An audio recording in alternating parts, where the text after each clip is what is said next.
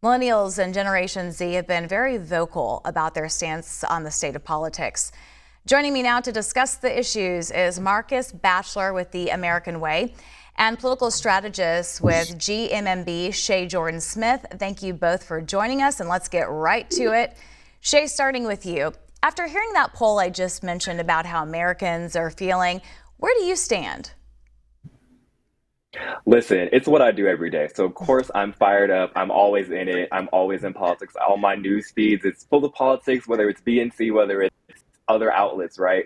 But I understand how people can feel disillusioned, how they can feel like, hey, the peers all we've been doing is watching networks, watching the fallout post-COVID, during COVID, the fallout after Trump with the insurrection and the big lie. And so now that we're back in more of a swing of things, people are going back to not being as focused on politics as it stands. And with the culture wars happening, with all the misinformation going out and coming out from the other side, I can see easily how people are tired of just the everyday, back and forth between politicians. Okay, so you love it, you live it, but you get how people are burnt out. Markus, what are your thoughts? Definitely. Yeah, I think that's true. I think what we saw is, candidates and campaigns telling young people, telling millennials that if you get out there, if you make your voices heard, that change will happen. And time again, millennials have showed up and delivered. And in particular, in 2020, we delivered. And on critical issues like reproductive health, like voting rights, like transforming our criminal justice and public safety systems, all of those things, all of that progress has not been made. And so, it's understandable why folks in our generation would feel the type of frustration that we're feeling now, because when we're asked to show up, we do. But then, on the critical issues of our generation, we're just not seeing progress being delivered. That's a really interesting point. Your thoughts on that? I listen, I mimic and I ditto everything Marcus has said, right? Because if you even look at the Biden administration, he came in saying he had all these promises, whether it was voting rights, whether it was police reform, whether it was student debt reform. And we haven't had any progress in that, whether it is from the Biden administration or whether it is from the Congress. We've had little or no progress from where we started out in 2021. And for this midterm election for 24 happening in a couple years, we need to make some progress, and especially in regards to the people that voted for you. I'm speaking to Joe Biden directly. I love it. Speak to him here. You're on national TV. But speaking more to what you were just saying, you are lining up with a recent NPR poll that says support for Biden has actually dipped among millennials and Gen Z. Shae, what are your thoughts on that? Why is this happening? They aren't being engaged. Like I said, he came in with all these points. He came in with all these benchmarks that he said he was going to hit in his first couple of years. He has yet to do that. And on top of that, they're not speaking to the millennial. They're not speaking to the Gen Z. They're speaking at them. They're speaking over them. They're saying, hey, you need to come out. This is the most important election of your life. But we've had this same election that's been the most important for the past few election cycles. At some point, we need to see progress. We need to see something happen. We need to see real change. So whether it is student debt, the $10,000 off, whether it is voting rights being codified, whether it is abortion being secured and made to be legal again across the country.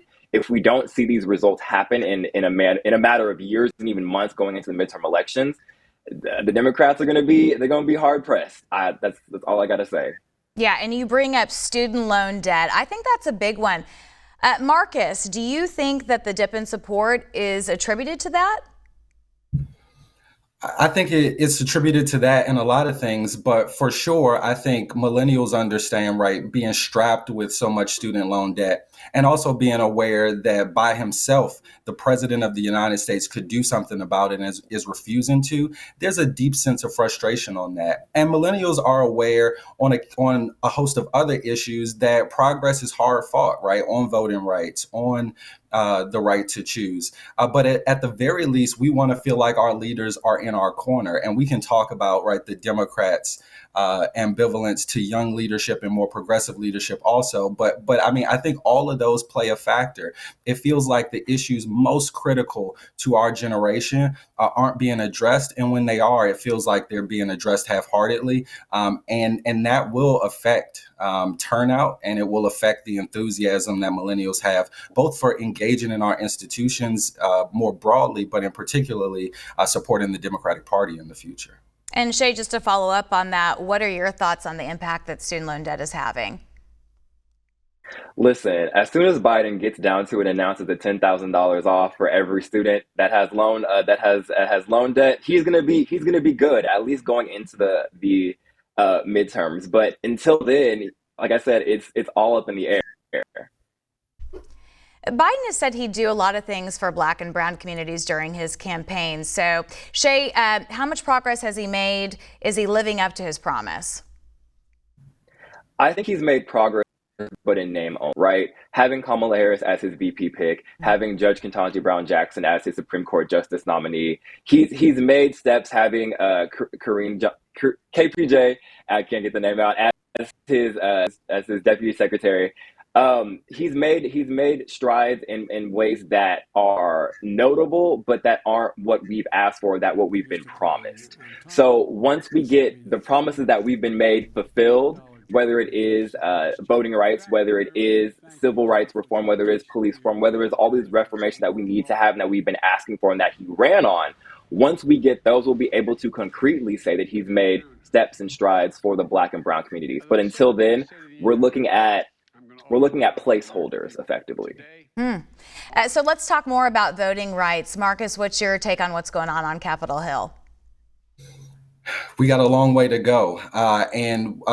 We at People for the American Way and a coalition of organizations over the last year and a half to 2 years have built a multiracial, multi-ethnic, multi-religious coalition that's fought for voting rights and will continue to do that. But we also know that the only antidote to massive voter suppression is massive voter mobilization and registration. And so we'll be focusing on that as well in the 2022 midterms to expand, the seats that we have in the Senate to do those things like achieve voting rights, like defend the right to choose. But we'll also be supporting young progressive candidates around the country who will also build those supports for not just Black communities, but all marginalized communities across the country. Shae Jordan-Smith and Markus Batchelor, you bring such great insight to the table. Love having you both on and look forward to continuing this conversation in future shows.